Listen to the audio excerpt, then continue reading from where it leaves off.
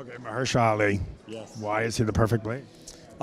He's the perfect Blade because Because you're black. Now, courtesy of Geek Tyrant, folks, Blade Plot Leaks reveals the wild 1920s. MCU's story involving the Daywalker's daughter. I mean, why don't we just call it Blade, Daywalker's daughter? Then at least we know what we're letting ourselves in for. Now, I've got to issue this with a little bit of a caveat, folks. Supposed to be a rumor, but people are starting to believe the validity of it. Also, you have to remember Mahershala Ali, after he won his Moonlight Oscar, or was that for Green Book? Well, whichever one he won it for, he blatantly rang up Kevin Feige at Marvel and said, bro, you better cast me as Blade. No audition. I'm black. I'm already qualified for the part. but we had a couple of meetings with him and sort of very quickly decided, let's do this. Fair enough. That's what he did. And he had that awkward looking moment where Kevin Feige brought Mahershala Ali on stage with no plan, no afterthought in mind. But of course, the eagle-eyed viewers out there would have seen Mahershala Ali indirectly look like the character of Blade if you watch Robert Rodriguez's Alita Battle Angel. A bit of an insufferable movie. It was okay. Should have been an R-rated film if you wanted to get the blood and guts element out of it.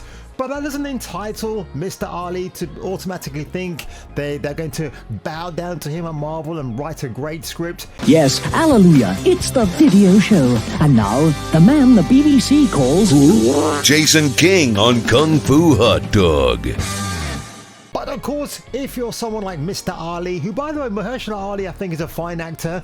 I've not seen him make any insufferable takes online. I think he just kind of keeps himself to himself. But if I'm wrong, let me know. But I will point out that because of his stature in Hollywood at the time, he was coming off an Oscar win.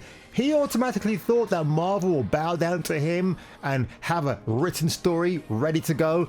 As it turns out, that is not the case. In fact, he's been horribly mistreated here, which is a weird thing for me to say. But let's get back to the articles, you silly billies. Now, fast forward several years, and a parade of release dates came and went. November 2023 turned into September 2024.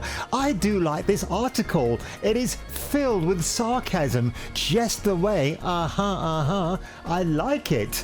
November the 7th, 2025 seemed possible before Marvel quietly pulled the movie from its calendar entirely and sent it back to the redevelopment chamber of hell. Since then, the creative turnover has been intense. Bassam Tariq and Jan Demange, both attached to the project to direct, both left because of, wait for it, dramatic creative differences. Why is that? Too many women in the writer's room, forcing the character of Zora, Blade's daughter, to be the main focus of the film, when in reality, people who watch the original trilogy of Blade films would want to go back to a Blade movie reboot to see the main character slaying demons and vampires all over the goddamn place. Also, when I read this article all the way through, there is a guy called Jamal, because let's face it folks, when you're Jamal from the hood, you're going to be black as shoe polish, aren't you? And you're going to be running your own black settlement. Blade and Zora take a train to Jamal's settlement. Now, adding fuel to a racist fire, Aaron Peer, very hot property at the moment when you consider he's co-starring with Kyle Chandler in the Lanterns DC series airing sometime maybe this August. Well, he was going to play Aaron Thorne. But then again, Aaron playing Aaron and not casting Aaron Paul is a bit of a missed opportunity, Marvel, if you want to get your white man bad rhetoric into a Marvel film. But of course, what makes this even more hilarious, his character of Thorne is described as a half-black bastard. Thorne is the son of one of the vampire elders who was recently killed by Blade,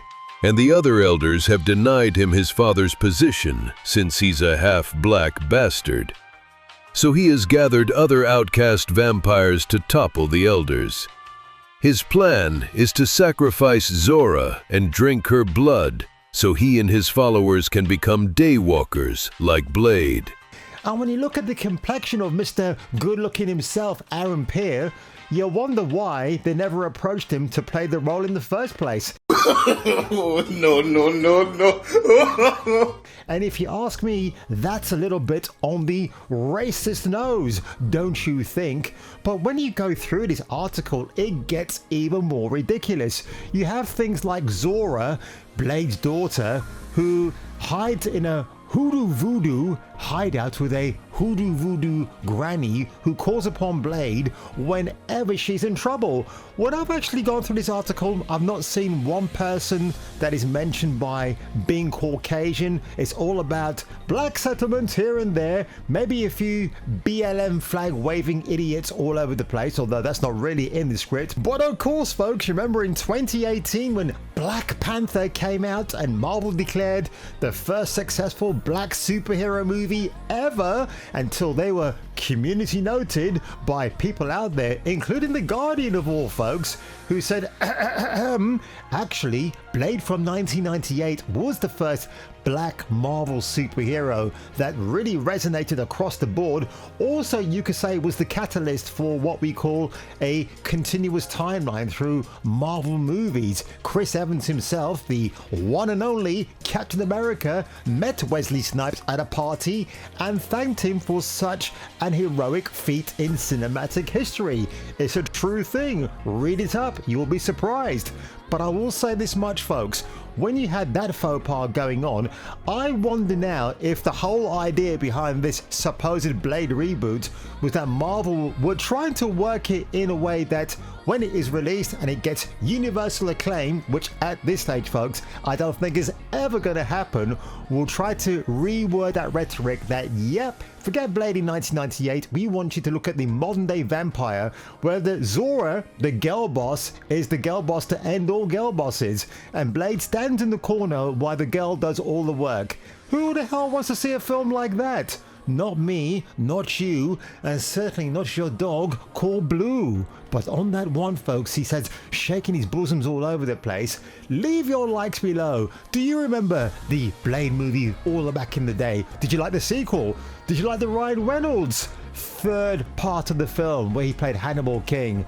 Well, leave your comments below, smash that subscribe button, and if I were you and if you were me, I'll catch you catching me for the return of the next video, he said in his beautiful velvety radio voice. Some motherfuckers are always trying to ice skate uphill.